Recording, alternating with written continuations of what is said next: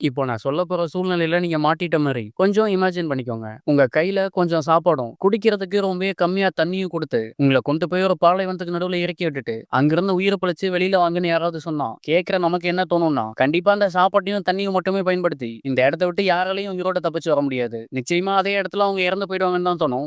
ஆனா அதுவே பல 1000 கிலோமீட்டருக்கு அந்த பக்கம் இருக்க, செவ்வாய் கிரகத்துல ஒருத்தர் மாட்டிட்டா, அங்கிருந்து உயிர் தப்பிச்சு வர்றதுக்கு வாய்ப்புகள் ரொம்பவே குறைவா தான் இருக்கும். இன்னைக்கு நம்ம பார்க்க போற படத்தோட ஒன்லைனர் இதுதான். நாசால இருந்து கொஞ்சம் பேர் செவ்வாய் கிரகத்த ஆராய்ச்சி பண்றதுக்காக போயிட்டு, திரும்ப வரும்போது தன்னோட டீம்ல இருந்த ஒருத்தர மட்டும் அங்க மிஸ் பண்ணிட்டு வந்துருவாங்க. கையில சாப்பாடு ரொம்பவே கம்மியா தான் இருக்கும். அத பயன்படுத்தி அவர் எப்படி அங்க வாழ்ந்தாரு? கடைசியில உயிர் தப்பிச்சாரா இல்லையான்னு ரொம்பவே சுவாரஸ்யமா ஏகப்பட்ட திருப்பங்களோட சொன்ன படம் தான் 2015ஆம் ஆண்டு ரிலீஸ் ஆன த மார்ஷியன் அப்படின்ற படம். ரொம்ப பேசாம வீடியோக்குள்ள போயிடலாம். நம்ம சேனலை இப்பதான் புதுசா பாக்குறீங்கன்னா மறக்காம சப்ஸ்கிரைப் பண்ணிக்கோங்க. வீடியோ முழுசா பார்த்துட்டு பிடிச்சிருந்தா லைக் பண்ணிட்டு உங்க ஃப்ரெண்ட்ஸ் அண்ட் ஃபேமிலி கூட ஷேர் பண்ணி நம்ம சேனலையும் சப்போர்ட் பண்ணுங்க.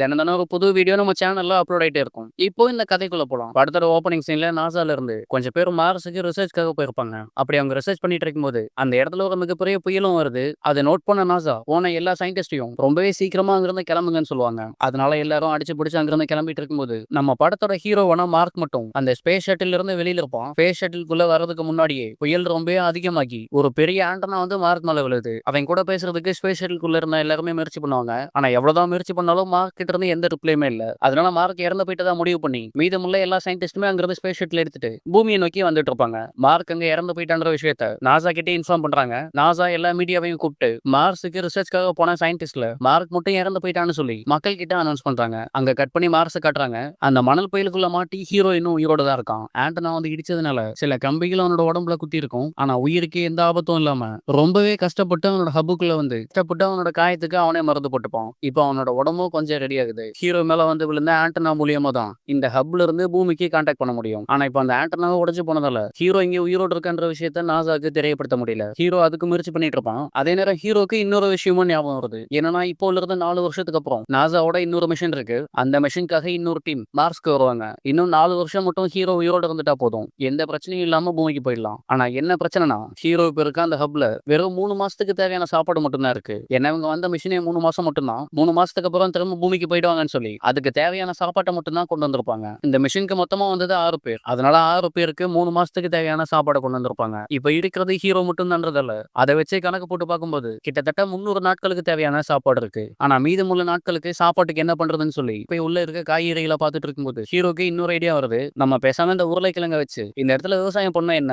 விவசாயம் பண்றது மூலியமா இன்னும் கொஞ்சம் சாப்பாடும் அதிகமாவே கிடைக்கும். அதை வச்சு நம்ம மீதமுள்ள நாட்களை எந்த பிரச்சனையும் இல்லாம நகர்த்திடலான்றது ஹீரோட பிளானா இருக்கு. ஆனா விவசாயம் பண்ணணும்னா தண்ணி வேணும். மார்ஸ்ல தண்ணி இருக்கிறதுக்கு வாய்ப்பே இல்ல. அதுக்கும் ஹீரோ கிட்ட ஒரு ஐடியா இருக்கு. ஏன்னா ஹீரோ ஒரு பாட்னிஸ்ட். அதனால எவ்வளவு கஷ்டமான சூழ்நிலையா இருந்தாலும் அந்த இடத்துல எப்படி விவசாயம் பண்றதுன்னு ஹீரோக்கு ரொம்ப நல்லாவே தெரியும். ஹீரோவோட ஹியூமன் வேஸ்ட் எல்லாமே உரமா மாத்தி உருளைக்கிழங்க விவசாயம் பண்றான். இப்ப எல்லாம் ஓகே, ஆனா தண்ணி மட்டும் வேணும். அதுக்காக ஒரு டிவைஸ் மாதிரி ரெடி பண்ணி ஹைட்ரஜனையும் ஆக்சிஜனையும் எரிச்சா கண்டிப்பா நமக்கு தண்ணி கிடைக்கும்னு சொல்லி அதுக்கான வேலையை பார்த்துட்டு இருப்பாரு. ஆனா முதல் முயற்சியிலேயே அந்த மிஷின் வெடிச்சு செதறது. இருந்தாலும் ஹீரோ தன்னம்பிக்கை விடாம திரும்பவும் முயற்சி பண்ணுவாரு. இந்த முறை அவரோட ஐடியா வேலை செய்யுது. அவர் நினைச்ச மாதிரியே தண்ணியும் கிடைக்குது. ஹீரோ பயிர் பண்ண அந்த உருளைக்கிழங்கும் விளைய ஆரம்பிக்குது. அதே நேரம் பூமியில ஹீரோ இறந்து போயிட்டான்னு சொல்லி முடிவு பண்ணி அவனுக்கு கல்லறையெல்லாம் வச்சு சொற்பொழிவை போட்டு ஆத்தாத்து நாத்திட்டு இருப்பானுங்க. அதே நேரம் நாசால வின்சென்ட்னு சொல்லி ஒரு அசெட் மேனேஜர் இதுக்கு முன்னாடி போன டீம் புயல் வந்ததால ரொம்ப சீக்கிரமா கிளம்பி வந்துட்டாங்க. அவங்க கொண்டு போன ஏகப்பட்ட மிஷின் மார்ஸ்லாம் அப்படியே விட்டுட்டு வந்துட்டாங்க. அந்த மிஷின் எல்லாமே என்ன நிலைமையில இருக்கு, அடுத்த ப்ராஜெக்ட்டுக்கு நம்ம அங்க போகும்போது அந்த மிஷின் எல்லாமே வேலை செய்யற கண்டிஷன்ல இருந்தா நமக்கு செலவுகளும் இன்னும் கம்மியாகும்னு சொல்லிட்டு இருப்பாரு. சேட்டலைட்டை வச்சு மார்க்ஸை போட்டோ எடுத்தா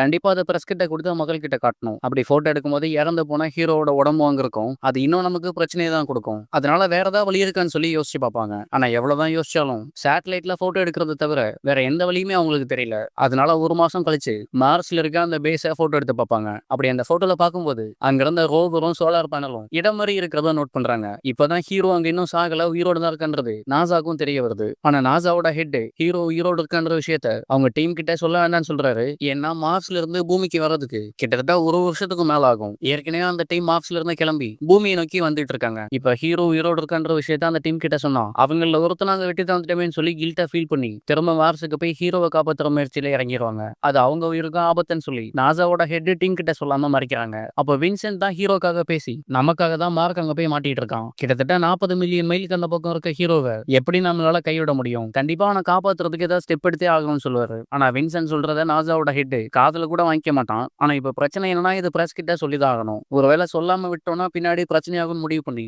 நாசாவோட ஹெட் பிரஸ் பீப்புள கூப்பிட்டு மார்ஸ்ல ஹீரோ இன்னும் உயிரோடு இருக்கான்றதை கேட்டு அங்க இருக்க எல்லாருமே ஆடி போறாங்க. கண்டிப்பா அவனா திரும்ப பூமி கூட்டிட்டு வரதுக்கு நீங்க தான் ஏதாவது ஸ்டெப் எடுக்கணும்னு சொல்லி பிரஸ் பீப்புளும் சொல்லுவாங்க. அதே நேரம் மார்ஸ்ல நம்ம ஹீரோ காட்டுறாங்க. ஹீரோ கிட்ட இப்ப சாப்பாடு தண்ணின்னு எல்லாமே இருக்கு. ஆனா என்ன பிரச்சனைனா 4 வருஷத்துக்கு அப்புறம் மார்ஸ்க்கு வரப்போற டீம் ஹீரோ இப்ப இருக்க இடத்துல இருந்து கிட்டத்தட்ட 3000 கிலோமீட்டருக்கு அந்த பக்கம் வந்து லேண்ட் ஆவாங்க. அந்த டீம் அங்க வரும்போது ஹீரோ இருந்தே ஆகணும். அப்பதான் இவனால அங்கிருந்து தப்பிக்க முடியும். ஆனா என்ன பிரச்சனைனா 3000 கிலோமீட்டர் தாண்டி போறதுக்கு ஹீரோ கிட்ட ஒரே ஒரு பேட்டரி ரோவர் தான் இருக்கும். அந்த பேட்டரி ஃபுல் சார்ஜ் பண்ணோம் வெறும் 35 கிலோமீட்டர் மட்டும் தான் ஓட்ட முடியும். அந்த வண்டி இப்போ ஓட்டுற கண்டிஷன்ல இல்லாம ரொம்பவே மோசமா தான் இருக்கும். எப்படியோ ஒரு வழியா கஷ்டப்பட்டு அந்த ரோவரை சரி பண்ணாலும் கிட்டத்தட்ட 3000 கிலோமீட்டர் இந்த வண்டிக்குள்ள மட்டுமே தான் இருக்க முடியும். வெளியில போனா உடம்பு வெடிச்சு இறந்து போயிடுவாங்க. ஆக்சிஜனும் ரொம்பவே கம்மியா இருக்கும். அதனால ஹீரோ அங்கிருந்து எல்லா பேட்டரியுமே சேர்த்து வச்சு இந்த வண்டியோட பேட்டரி லைஃப இன்னுமே அதிகப்படுத்துறான். வேற வழியே இல்ல. கண்டிப்பா ஹீரோ 4 வருஷத்துக்கு அப்புறம் அந்த லேண்ட் ஆக போற அந்த டீமோட இடத்துக்கு போயே ஆகணும். அப்பதான் இங்க இருந்து தப்பிக்க முடியும். அது மட்டும் இல்லாம மார்ஸ்ல நைட் டைம்ல பயங்கர குளிரா இருக்கும். ஹீரோ போயிட்டு இருக்க அந்த பேட்டரி ரோவர்ல ஹீட்டர் ஆன் பண்ணா மட்டும்தான் வண்டிக்குள்ள உயிரோடு இருக்க முடியும். ஆனா ஹீட்டர் ஆன் பண்ணா வண்டியோட பேட்டரி லைஃப் பாதியா குறைஞ்சு பழைய நிலைமைக்கு வந்துடும். குளிர்ல உறைஞ்சா இறந்து போயிடும். ஆனா ஹீரோ கிட்ட அதுக்கும் ஒரு வழி இருக்கு. இதுக்கு முன்னாடி மாஸ்க் ரிசர்ச்காக வந்த டீம் கிட்ட பவரை ஜெனரேட் பண்றதுக்காக ஒரு புளூட்டோனியம் கோர் இருக்கும். ஆனா அந்த புளூட்டோனியம் கோர் ரொம்ப ஆபத்து, பயங்கர சூடாவும் இருக்கும். அதனால அந்த புளூட்டோனியம் கோரை மண்ணுக்குள்ள புதைச்சு வச்சிருப்பாங்க. ஹீரோ எப்படியும் அதை தேடி கண்டுபிடிச்சு அந்த புளூட்டோனியம் கோர்ல இருந்து வர ஹீட்டை பயன்படுத்தி இந்த குளிர்ல இருந்து தப்பிக்க முடியுமான்னு சொல்லி ஒரு சின்ன எக்ஸ்பெரிமெண்ட் மாதிரி பண்ணி பார்ப்பான். அதுவும் ஹீரோ நினைச்ச மாதிரியே நல்லபடியா வேலை செய்யுது. அதே நேரம் பூமியில நாசா கண்டிப்பா ஹீரோவை காப்பாத்துறதுக்கு எங்களால முடிஞ்ச எல்லா முயற்சியும் பண்ணுவோம்னு சொல்லி பிரஸ் கிட்ட அனௌன்ஸ் பண்றாங்க. அதே நேரம் சேட்டலைட் வழியா ஹீரோ என்ன பண்றான்னு நோட் பண்ணி அடுத்து நாசாவோட இன்னொரு ராக்கெட் மார்ஸ்ல எங்க வந்து லேண்ட் ஆகுமோ அந்த இடத்த நோக்கி தான் ஹீரோ போயிட்டு இருக்கான்றதையும் கண்டுபிடிக்கிறாங்க. அப்படியே சில நாட்கள் போகுது. கிட்டத்தட்ட 2 மாசத்துக்கு அப்புறம் ஹீரோ விவசாயம் பண்ண உருளைக்கிழங்கும் வருது. இப்ப ஹீரோ கிட்ட தேவையான அளவு சாப்பாடு இருக்கு. அடுத்து அவன் என்ன பண்ணுவான்னா தான் உயிரோடு இருக்குன்ற விஷயத்த பூமியில நாசா கிட்ட எப்படியாவது இன்ஃபார்ம் பண்ணும். அதுக்கும் ஹீரோ கிட்ட ஒரு ஐடியா இருக்கு. ஹீரோ போயிட்டு இருக்க அந்த ரூட்டை மாத்தி வேற ஒரு இடத்த நோக்கி ஹீரோவோட ரோவர் போகும். கீழே நாசால பாத்துட்டு இருக்க எல்லாருமே ஹீரோ பண்றதை பார்த்து குழம்பி போறாங்க.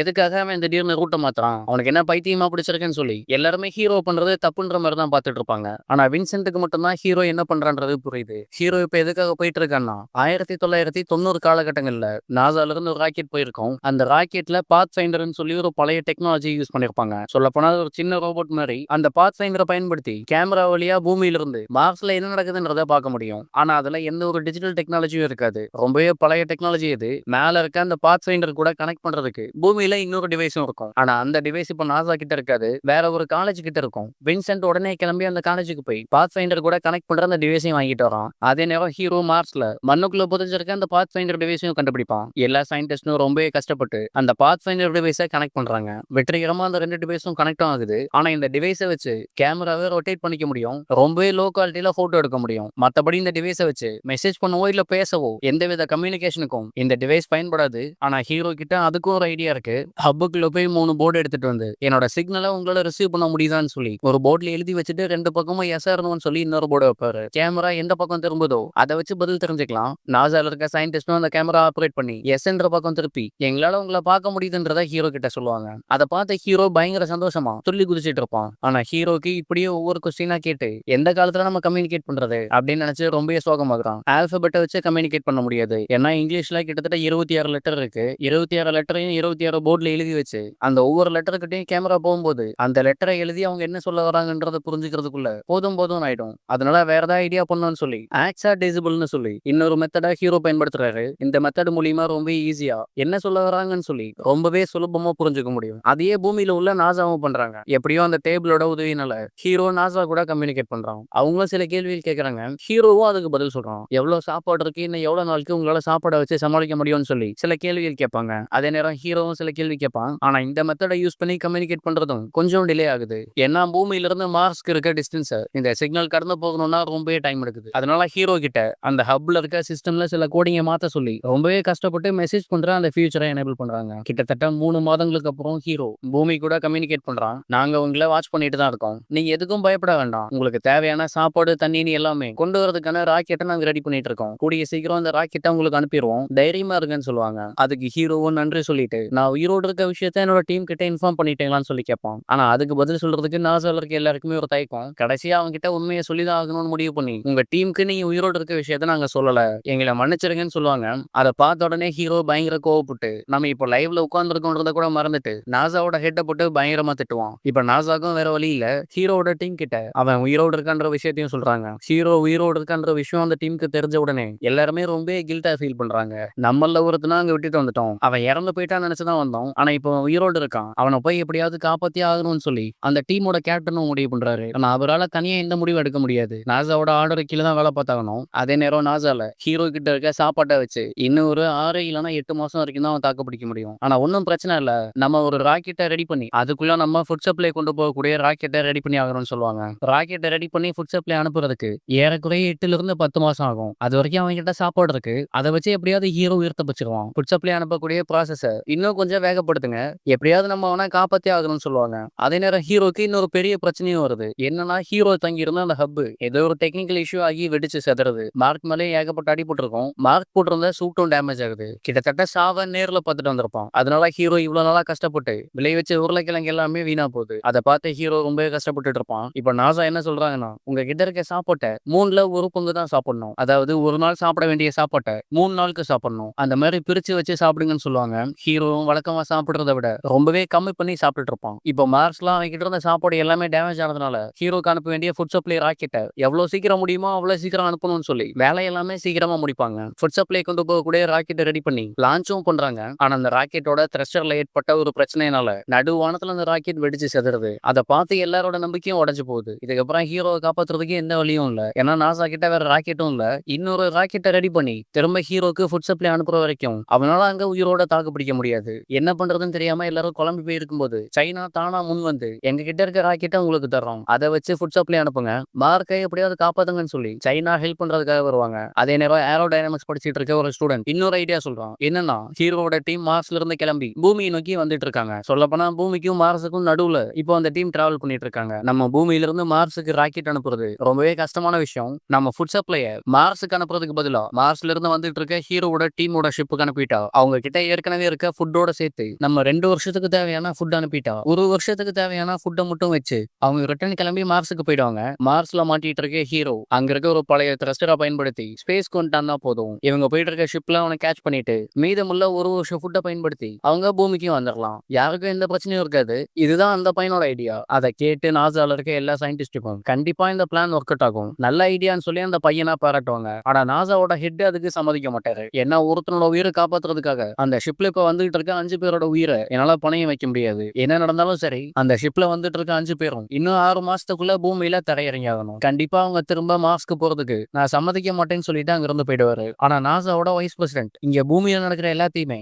ஹீரோவோட டீம் வந்துட்டு இருக்க ஷிப்புக்கு ஒரு சீக்ரெட் கோடு மூலியமா சென்ட் பண்ணிடுவாங்க. அந்த மெசேஜ் பார்த்துட்டு அந்த ஷிப்போட கேப்டன் மார்க் நம்ம பையன், நம்ம தான் அவனை மார்ஸ்லாம் விட்டுட்டு வந்துட்டோம். அவனை காப்பாற்ற வேண்டியது நம்மளோட பொறுப்பு. என்ன நடந்தாலும் சரி நம்ம திரும்ப மார்ஸ்க்கு போய் அவனை காப்பாற்றணும்னு சொல்லி அந்த ஷிப்ல இருந்தா எல்லாருமே முடிவு பண்றாங்க. ஆனா என்ன பிரச்சனைனா இந்த ஷிப்பை பூமியில இருந்து ரிமோட்டா தான் ஆக்சஸ் பண்ணி கண்ட்ரோல் பண்ணிட்டு இருப்பாங்க. இந்த ஷிப்ல இருக்கவங்க நினைச்சா கூட அந்த ஷிப்பை கண்ட்ரோல் பண்ண முடியாது. அதனால அந்த ஷிப்போட கேப்டன் என்ன சொல்றாருன்னா, நம்ம அந்த ரிமோட் ஆக்சஸ எப்படியாவது கிராக் பண்ணிட்டா போதும், ஷிப் நம்ம கண்ட்ரோல் இருக்குன்னு சொல்லி அதை வச்சு பூமியில இருக்கவங்க கிட்ட டீல் பேசி ஃபுட் சப்ளையை நம்ம ஷிப்புக்கு அனுப்ப சொல்லி அதை எடுத்துட்டு நம்ம மார்ஸ்க்கு போயிடலாம்னு சொல்லுவாங்க. அதே மாதிரி ஷிப்போட ரிமோட் கண்ட்ரோலை கிராக் பண்ணி ஷிப்போட மொத்த கண்ட்ரோலையும் அவங்க எடுத்துட்டு நாசா கிட்ட அவங்களோட டிமாண்டையும் வைப்பாங்க. நீங்க மார்ஸுக்கு ஃபுட் சப்ளை அனுப்பாம எங்க ஷிப்புக்கு அந்த ராக்கெட் அனுப்புங்க, நாங்க போய் ஹீரோவை காப்பாத்திட்டு வரோம்னு சொல்லி நாசாவோட ஹெட் கிட்ட டிமாண்ட் வைப்பாரு. இப்போ நாசாவோட ஹெட்டுக்கும் வேற வழி இல்ல, அவங்க சொல்றதை கேட்டுதான் ஆகணும். வேற வழி இல்லாம ஃபுட் சப்ளை போகக்கூடிய ராக்கெட்டை மார்ஸை நோக்கி அனுப்பாம ஹீரோட டீம் வந்துட்டு இருக்க அந்த ஷிப்பை நோக்கி அனுப்புறாங்க. ரொம்பவே பாதுகாப்பா அந்த சப்ளைவை ரிசீவ் பண்ணிட்டு அந்த டீம் திரும்ப மார்ஸை நோக்கி கிளம்புது. அதே நேரம் ஹீரோ மார்ஸ்ல காட்டுறாங்க. ஹீரோ எங்க போனோம், அந்த த்ரஸ்டர் எங்க இருக்குன்னு சொல்லி எல்லாத்தையுமே ஹீரோ கிட்ட மெசேஜ் மூலியமா சொல்லியிருப்பாங்க. அதனால மார்ஸ்ல இருந்து ஸ்பேஸுக்கு போக வேண்டிய த்ரஸ்டரை தேடி ஹீரோ கிளம்புறான். பல நாட்களா அந்த ரோவர்ல டிராவல் பண்ணி ரொம்பவே கம்மியான சாப்பாடை சாப்பிட்டுட்டு ரோவர்ல பேட்டரி காலி ஆயிட்டா சோலார் பேனல வச்சு சார்ஜ் ஆக வரைக்கும் வெயிட் பண்ணிட்டு ரொம்பவே கஷ்டப்பட்டு அந்த பாடு இருக்க இடத்துக்கும் வந்துவான். ஆனா என்ன பிரச்சனைனா அந்த பாடு ரொம்பவே பழைய மாடல், அதனால பயங்கர வெயிட்டா இருக்கும். அவ்வளவு வெயிட் இருக்கிறதுனால அதுல இருக்க ஃபியூலை வச்சு ஸ்பேஸ் வரைக்கும் அந்த பாடு வருமானது நாசால இருக்க எல்லாருக்குமே டவுட்டா தான் இருக்கு. அதனால ஹீரோக்கு இன்ஃபார்ம் பண்ணி அதுல உள்ள தேவையில்லாத பார்ட்டை எல்லாமே கழட்டி போட சொல்லுவாங்க. ஹீரோவா அவங்க சொல்ற மாதிரியே பண்றான். எல்லாத்தையுமே ரெடி பண்ணிட்டு ஹீரோ லான்ச்சுக்கு ரெடியா இருக்கான். அதே நேரம் மேல அந்த டீம் வந்துருவாங்க. அவங்களோட பிளான் என்னன்னா இந்த பாடை யூஸ் பண்ணி ஹீரோ மேல ஸ்பேஸ்ல வரும்போது இந்த ஷிப்ல வேணா பத்திரமா பிடிக்கணும், இதுதான் அவங்களோட பிளான். ஆனா அவங்க போட்ட பிளான் கொஞ்சம் சொதப்புது. ஏன்னா மார்ஸ்ல உள்ள கிராவிட்டினால அவங்க மார்க் பண்ண இடத்த நோக்கி ஹீரோ போகாம வேற ஒரு திசையை நோக்கி போயிட்டு இருப்போம். அங்க நடக்கிற எல்லாமே லைவ்ல உலகம் முழுக்க டெலிகாஸ்ட் ஆயிட்டு இருக்கும். பூமியில இருக்க மக்கள் எல்லாருமே ஹீரோ அவ்வளவுதான் ஸ்பேஸ்ல காணாம போயிடுவான்னு சொல்லி ரொம்ப பயந்து போயிருப்பாங்க. அப்பதான் ஹீரோ இன்னொரு ஐடியா சொல்றான். நான் போட்டிருக்க சூட்ல என்னோட கையை மட்டும் கட் பண்ணிட்டா உள்ள இருக்க ஆக்சிஜன் அளவுக்கு பிரஷர் ஏற்படும். அந்த கைய ஒரு ஸ்டீரிங் மாரி பயன்படுத்தி அயன்மேன் மாரி பறந்து நம்ம ஷிப்புக்குள்ளேயே நான் வந்துருவேன்னு சொல்லுவான். அத கேட்டு அங்கிருந்து எல்லாருமே சிரிச்சுட்டு, "நீ அந்த கிளவுஸ கட் பண்ண கொஞ்ச நேரத்திலேயே ஸ்பேஸோட டெம்பரேச்சர் தாங்க முடியாம நீ அந்த சூட்டுக்குள்ளேயே உறைஞ்சு போய் இறந்து போயிடுவ. பைத்தியக்காரத்தனமா அந்த மாரி எதுவும் பண்ணிடாதன்னு" சொல்லி ஷிப்ல இருக்க எல்லாருமே சொல்லிட்டு இருப்பாங்க. ஹீரோ சொன்ன ஐடியாவை கேட்ட கேப்டனுக்கு வேற ஒரு ஐடியா தோணுது. என்னன்னா ஹீரோ அவனோட கிளவுஸ கட் பண்ண வேண்டாம். அதுக்கு பதிலா நம்ம ஷிப்ல இருக்க ஏதாவது ஒரு பகுதியை நம்ம வெடிக்க வச்சா நம்ம போயிட்டு இருக்க அந்த ஸ்பீடு குறையும். அதன் மூலியமா ஹீரோவை பிடிக்கிறதுக்கு நிறைய வாய்ப்புகள் இருக்குன்னு சொல்லும்போது ஷிப்ல இருக்க எல்லாருமே சேர்ந்து அந்த ஷிப்போட டெயில் பகுதியை வெடிக்க வைக்கிறாங்க. அதனால ஒரு ஃபோர்ஸ் கிரியேட் ஆகி அவங்க போயிட்டு இருக்க ஸ்பீடு கொஞ்சம் கம்மியாகும். ஆனா இருந்தாலும் அவங்களால ஹீரோவை நெருங்கிறதுக்கு இன்னும் கொஞ்சம் டிஸ்டன்ஸ் இருக்கு. அதனால ஹீரோ வேற வழி இல்லாம அவ சொன்ன பிளானையும் எக்ஸிக்யூட் பண்றான். கையில கத்தி எடுத்து அந்த சூட்டோட கைப்பகுதியை விட்டும்போது உள்ள இருந்து ஒரு ஃபோர்ஸ் கிரியேட் ஆகுது. அவனோட கையில இருந்து வர பிரஷரை ஒரு ஸ்டீரிங் மாதிரி பயன்படுத்தி அந்த பாட்ல இருந்து பறந்து ஷிப் நோக்கி வந்துட்டு இருப்பான். அதே நேரம் ஷிப்ல இருந்த கேப்டன் அவரோட உடம்புல ஒரு கேபிள கனெக்ட் பண்ணிட்டு பறந்து வந்து ஹீரோவையும் பிடிப்பாரு. ரொம்பவே பாதுகாப்பா அவனை பிடிச்சு திரும்ப அந்த ஷிப்புக்குள்ளேயும் கூட்டிட்டு வராங்க. ஹீரோவை காப்பாத்திட்டோம்னு சொல்லி நாசாக்கு இன்ஃபார்ம் பண்ணும்போது அந்த வெற்றியை இந்த உலகமே கொண்டாடும். இவ்வளவு போராட்டத்துக்கு அப்புறம் ஹீரோ உயிரோட தப்பிச்சிட்டான்னு சொல்லி அங்க இருக்க எல்லாருமே பயங்கர சந்தோஷத்துல குதிச்சிட்டு இருப்பாங்க. ஹீரோவை காப்பாத்திட்டு மார்ஸ்ல இருந்து ஒரு வருஷம் டிராவல் பண்ணி அந்த டீம் பூமிக்கும் வராங்க.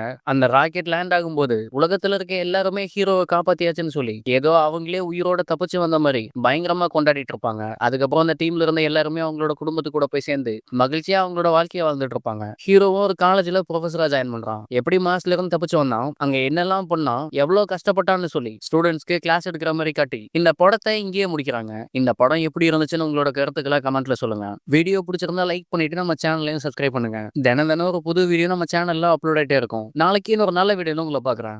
நன்றி.